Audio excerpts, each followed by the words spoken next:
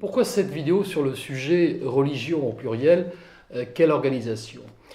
Parce que cette question est technique et reste complexe et il s'agit d'apporter des éléments de réponse très synthétiques. Les religions se livrent à de multiples activités et culturelles et sociales et nous souhaiterions clarifier, apporter des éléments d'ailleurs de compréhension sans aborder tous les cas de figure, notamment les cas particuliers d'Alsace-Moselle ou d'Outre-mer. La différenciation entre les structures loi 1901 et les structures loi 1905 est un élément fondamental.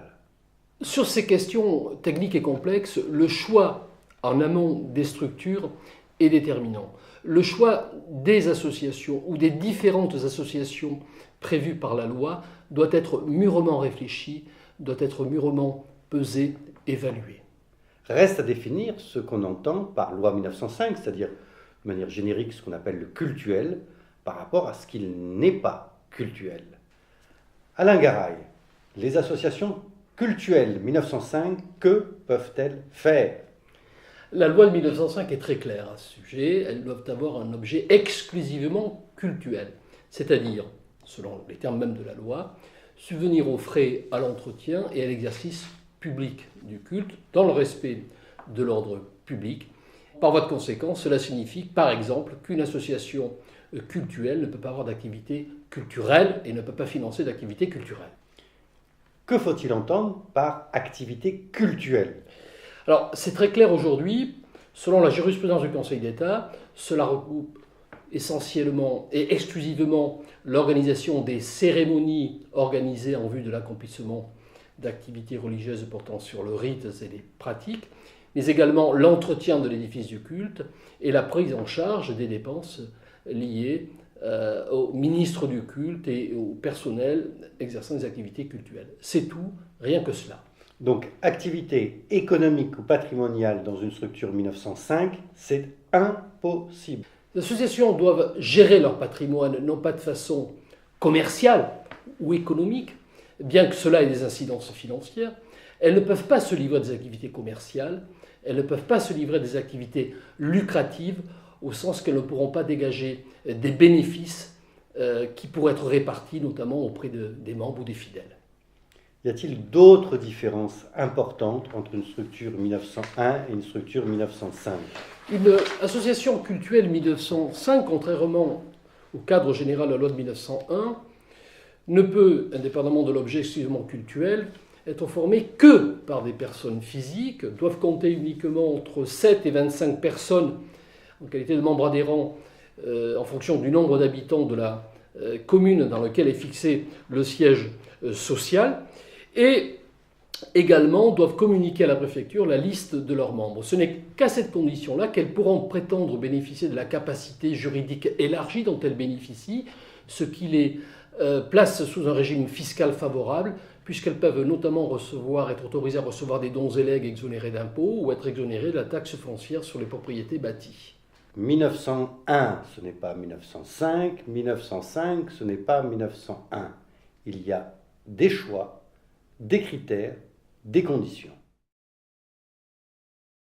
Didier Lesky, pour être précis et concret, pour un responsable associatif, quels sont les principaux critères de choix entre une structure association loi 1901 et une structure association loi 1905? Je crois que le critère le plus important, c'est celui qui a trait à l'utilisation des fonds et aux possibles impositions de ce qui est donné par les fidèles. Il faut rappeler que ceux qui bénéficient des avantages de la loi de 1905 ne vont pas payer de taxes d'habitation et de taxes foncières sur la surface de prière du bâtiment utilisé pour l'exercice du culte. De même, en ce qui concerne les dons donnés par les fidèles, il n'y aura pas, et de manière très claire, de discussion pour savoir s'ils doivent être imposés ou pas comme dons, alors que dans le cadre du 1901, ils pourraient l'être. Donc je pense que le premier critère, c'est celui-là. Le deuxième critère, c'est que le cadre de la loi de 1905 permet de clarifier très précisément ce qui est de l'ordre de l'activité cultuelle, religieuse, de ce qu'il ne l'est pas. Et je pense que c'est important, puisque dès lors qu'on fait dans le cadre d'une association en 1905, une activité autre que cultuelle, eh bien l'ensemble de ces activités, en réalité, peut être requalifié et poser des problèmes dans les rapports avec l'administration.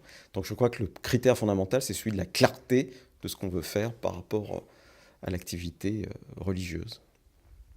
Sécurité, clarté, merci Didier Lesky. Philippe Coursier, si le personnel religieux est rémunéré, y a-t-il une différence ou des différences selon que l'association est sous statut 1901 ou statut 1905 ?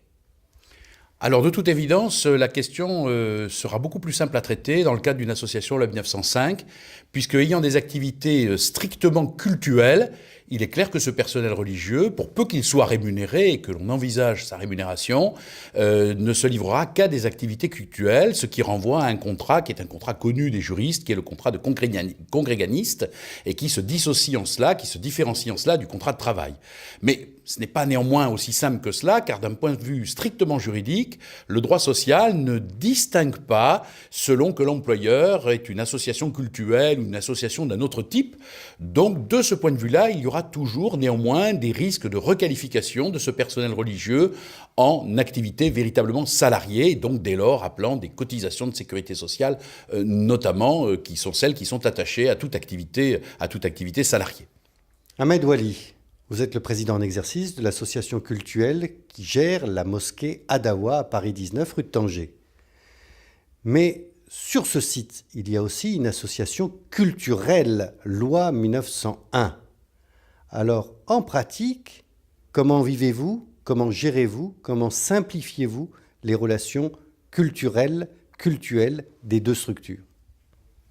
En effet, concernant l'activité cultuelle qui est gérée par l'association cultuelle au sens de la loi 1905, toutes les autres activités religieuses, sociales, éducatives, culturelles, qui se déroulent dans les mêmes bâtiments que l'association cultuelle, sont gérées dans le cadre de l'association culturelle, loi 1901.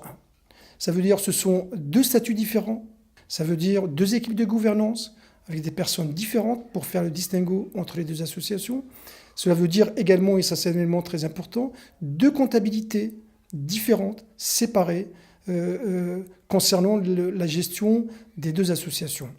La problématique qui se pose aujourd'hui, c'est que les activités cultuelles et culturelles se déroulent dans un même lieu, dans les mêmes bâtiments. Ces bâtiments appartiennent à l'association cultuelle.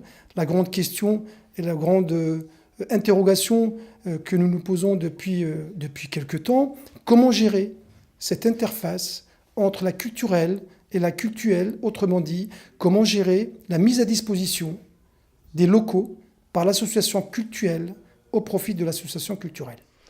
À votre avis, Alain, religion, quelle organisation ? C'était le thème de notre débat. Alors, vous en pensez quoi en un mot ? Un mot. Anticiper. Je dirais anticiper parce qu'il faut prévoir, évaluer le cadre de fonctionnement et d'organisation des activités religieuses. Nous avons vu qu'elles sont diverses et variées. Quelles peuvent être ces activités religieuses, ou bien cultuelles, ou bien sociales, ou bien culturelles, ou bien hospitalières, philanthropiques. Il ne faut pas tout mélanger.